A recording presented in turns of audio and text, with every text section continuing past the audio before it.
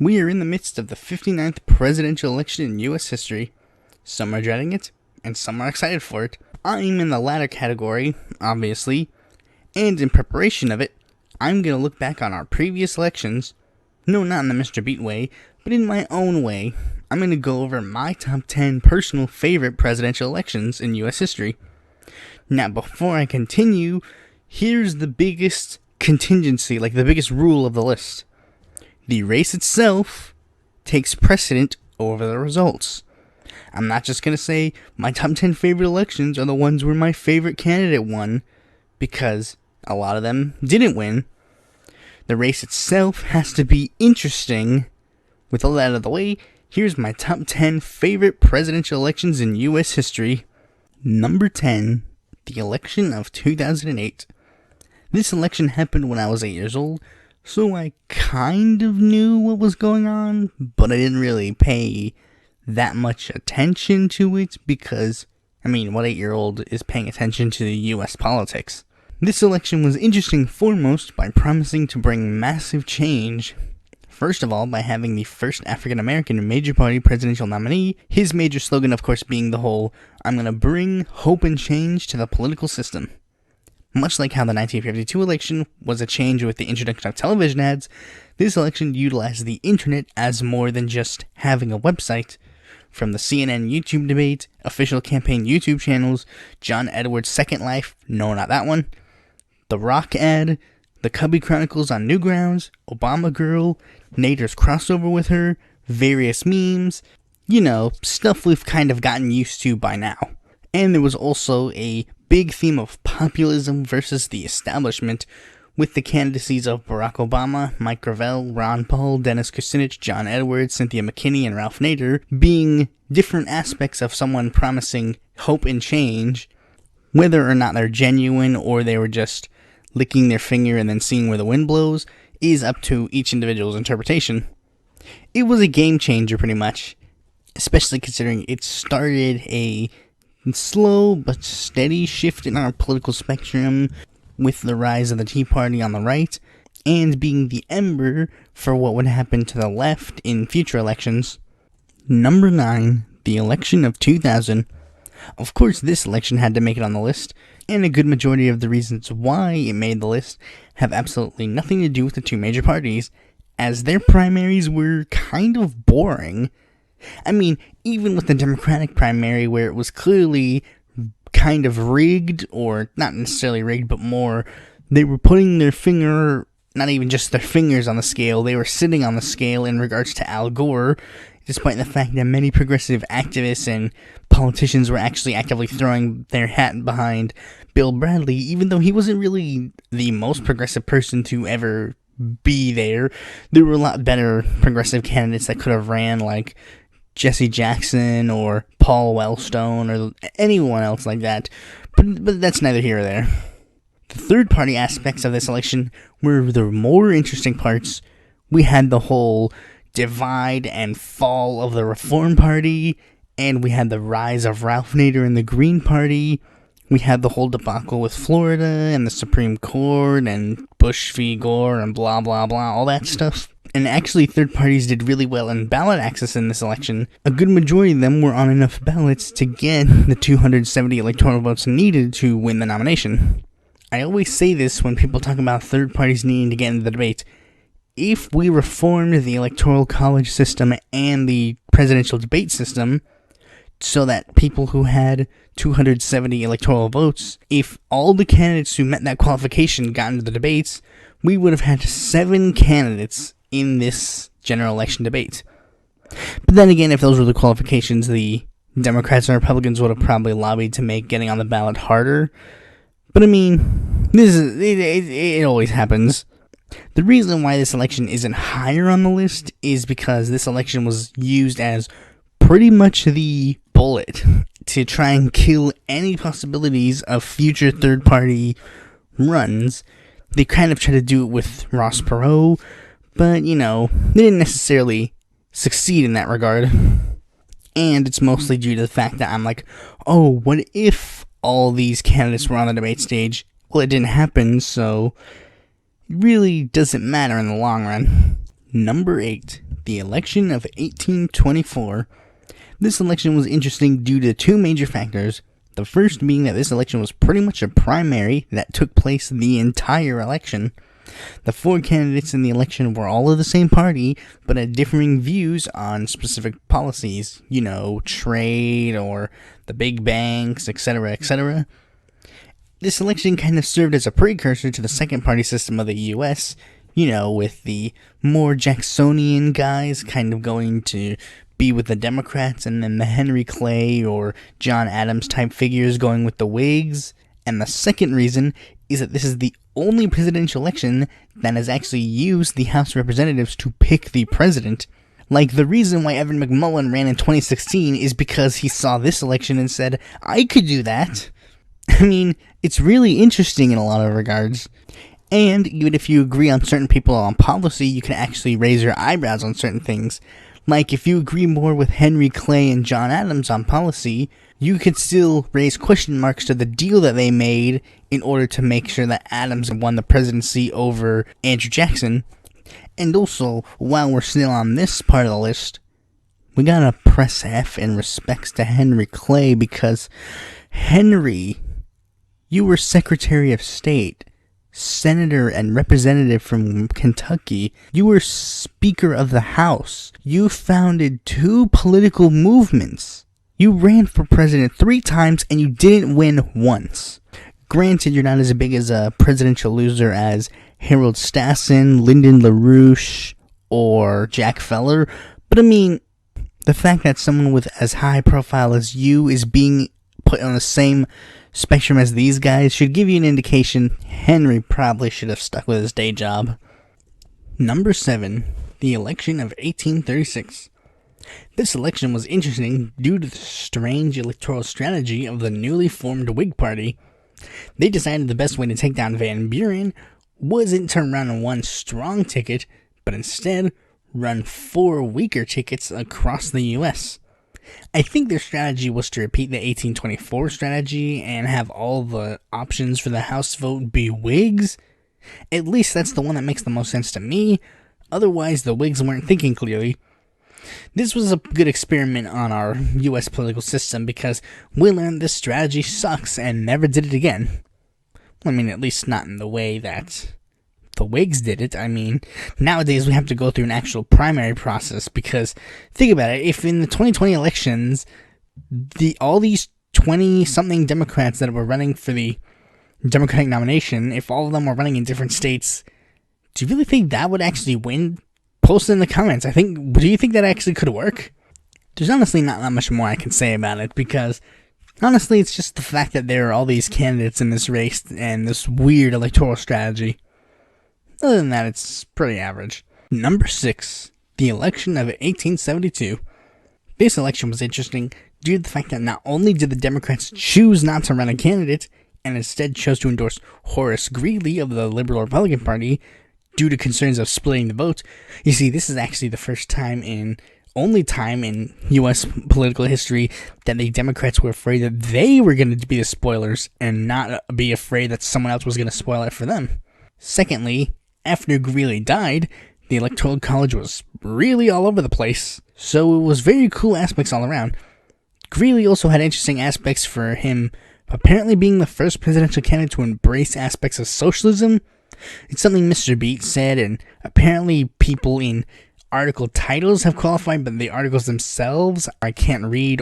Yeah, apparently before the likes of Bernie Sanders, Norman Thomas, Eugene Debs, and Simon Wigg, Greeley was the first to actually embrace socialist ideologies. Well, I mean, unless you count Abe Lincoln responding to a letter of Karl Marx congratulating him on winning the election, but other than that, that doesn't really count.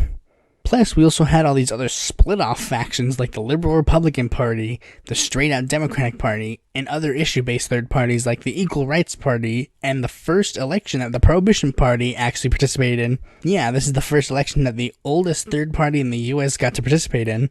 That's a bit of a plus. Number 5. The election of 1860. The 1860 election was very divisive, and by that, I mean, it was literally the precursor to a civil war. We were divided. We had 5 major candidates representing the 5 different positions that the U.S. had on slavery: radical abolition, stopping expansion, nothing, popular sovereignty, and adherent slavery. In fact, due to the reputation of the radical Republicans, Lincoln wasn't even on the ballot in most southern states. Like, I mean, imagine that today. Imagine that there were some far-right members of the Republican Party. I mean, you don't have to imagine, but just imagine, like, just because there's some far-right bad cookies in the Republican Party, all of a sudden they're not on the ballot in, like, Massachusetts or something. That would be heralded as absolutely terrible. When that happens to a third party, it doesn't matter, but if it happens to a major party, then it's a big problem. I mean, to be fair, the actual abolitionist Gerrit Smith wasn't on the ballot either, so it wasn't just misguided hatred at Lincoln. It was interesting that all these perspectives were brought to the attention of the national stage, and I wish we could do that now. No wonder 81.2% of registered voters showed up to vote on this election day. I probably would have too. Number 4. The election of 1948. This one I like for primarily one or two reasons. The biggest one being, this election disproves the spoiler myth. What do I mean by that? Well, I'll probably go more in depth about it in the election about the spoiler myth, but pretty much I've said it before and I'll say it again. Not just voters who could have possibly voted for the Democratic Party, 2 factions with direct members of the Democratic Party left the party, got the same amount of support, albeit in different quantities, and Truman still walked victorious. Remember the old Dewey beats Truman? I mean, this kind of just disproves the whole idea of the spoiler myth, because unlike the idea of like Ralph Nader, who's like, oh, well, maybe hypothetically in this scenario, they would have voted for Al Gore. These are people who would have directly voted for Harry Truman. These are people who were registered under the same party banner as Harry Truman, so they would have been more likely to vote for Harry Truman. They would have been likely to support their member of their team. And again, I know I say this, that voters aren't entirely monolithic, but if you're going to go by that logic, then wouldn't a registered party member be more under the logic of voting for a particular party member than just an independent who only is loyal to the progressive ideas and not to the Democratic Party or anything? So yeah, that's the biggest reason why I like this election. And there's also this whole debacle of the whole Henry Wallace and the communists versus everyone else. And I mean everyone else. Even the socialists tried to weasel their way into the whole, hey, we need to be fighting against Wallace and the communists. I mean, come on, Norman. You're probably further left than he is. But I mean, yeah, it's an interesting election all around. Be on the lookout of my debunking of the spoiler myth at one point. Number 3, the election of 1968. This one is actually more for the Democratic primary as opposed to the general election, but it was still a really interesting election nonetheless. The Vietnam War was splitting the establishment from the progressive wing of the Democratic Party, causing the second most progressive president to go against the progressive base and dropping out due to challenges from the left by Gene McCarthy and Bobby Kennedy. And despite their similarities, Gene and Bobby did not let up on the criticisms of each other. Then things got worse after Bobby was killed, leading to one of the most interesting party conventions in U.S. history. I mean, with vote splitting and protests and police brutality and homophobia. It was a very interesting convention. I've always tried to make a video about it, but I never got to streamline it 100%. Probably will in the future. Then the general election, of course, was interesting with the rise of George Wallace and the American Independent Party. So I'd say interesting election. I definitely would have liked to see it unfold in person. Number 2, the election of 2016. Yeah, no duh, this was gonna make it on the list. I mean, how could it not? Like, seriously, this election, to not just the uninformed, but to the people who were very informed, was seen as the election, like the presidential election to be around in, which I was. And since I was more politically aware at the time, it was very interesting to see this play out 100% before my eyes. First of all, we had minor things like the biggest wedge issue finally being solved in gay marriage being legalized nationwide, so people could actually focus on other aspects of a politician's platform, like the economy or healthcare or something else. We had both major parties see a rise in their own form of populism, combating their party's establishment, and it was even the closest we saw mainstream media actually consider taking third-party candidates seriously. I mean, they inevitably had to pull the plug on some aspects, but they at least pretended like, oh, we're gonna give you guys a chance. Like, seriously, it was the first election I seriously paid attention to, and this election changed U.S. politics forever, with it being like kind of the start of the left-wing Tea Party and the likes of the Bernie Sanders movement with Our Revolution, Justice Democrats, and all that other stuff. We'll see how all this stuff plays out in 2016 Part 2. Before I unveil my number one pick, let me go over the 6 honorable mentions. The 1952 election, the whole primary process with Estes Kefauver running and not getting the presidential nomination is interesting, and the fact that this was the first election to make use of television ads, that was interesting enough, but it wasn't quite interesting enough to make it on the list for me. The 1892 election, this was the first election that the People's Party participated in, and as you can see by their electoral map, they did really well. But otherwise, the election itself didn't really have any hard-hitting moments for me that defined it as a worthy contender for the list. The 2012 election, I felt that the small amount of primary challenges that Barack Obama had were really interesting, especially considering how they were just stripped from any potential even being mentioned at the convention, because everybody was rallying behind King Obama, and even a big primary challenger probably wouldn't have done that well. And in the third-party sphere, we had the likes of Rocky Anderson and Jill Stein trying to cap off that left-wing anger at Obama, trying to rally behind the whole Occupy Wall Street type voter. The 1896 election, this was the first election, and I think the only election in the U.S. national sphere that used voter fusion, and I think it's really interesting voter strategy that needs to be used a whole lot more. I think New York is really good when they use voter fusion. I think it's actually a really good idea, but it hasn't really made the cut outside of other states, at least not as much anymore. The 1924 election, just Robert M. La Follette and his whole, just Robert M. La Follette himself was really interesting, and him getting a certain amount of votes in his home state to get all their electoral votes, but otherwise, there wasn't really much that was that big. And the 1992 election, because it was the only election in recent history that a third-party candidate got double digits in the vote. Number 1, the election of 1912. The buzz from the more recent 2016 election makes people just glance over this one, when honestly, you really shouldn't, because this election was way better than 2016. First of all, we had a 4-way presidential race. Well, I mean, 5-way if you count Eugene Chafin. You know what, he got a little over 1%, so yeah, I guess he deserves to be with the other 4. It had many of the same things that made 2016 good, but were multiplied by like tenfold. First, we had a progressive candidate openly screwed out of the primary. Check. Populism/progressivism on the rise in the U.S. Check. Harsh language between the candidates. Check. Strengthening of third parties across the U.S. Check. I mean, this is the last election where a third-party candidate outperformed one of the 2 major party candidates. This is like really cool and way better than 2016, and I'm willing to fight you on it because 1912 was way better. I mean, just look up anything and everything about the 1912 presidential election. And I mean, don't just stop at the Mr. Beat video.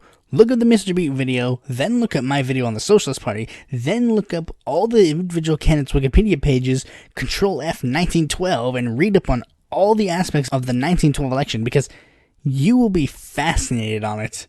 It is a really interesting election, and if I could live through any presidential election, I would honestly choose this one.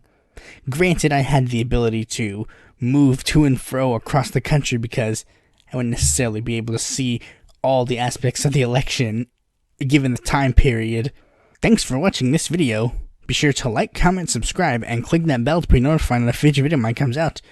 And if you're interested in more content from me, you can go to my website or follow me on Facebook, Twitter, or Quora, or check out my articles on the Independent Political Report. What's your favorite presidential election in U.S. history? Leave your thoughts in the comment section below.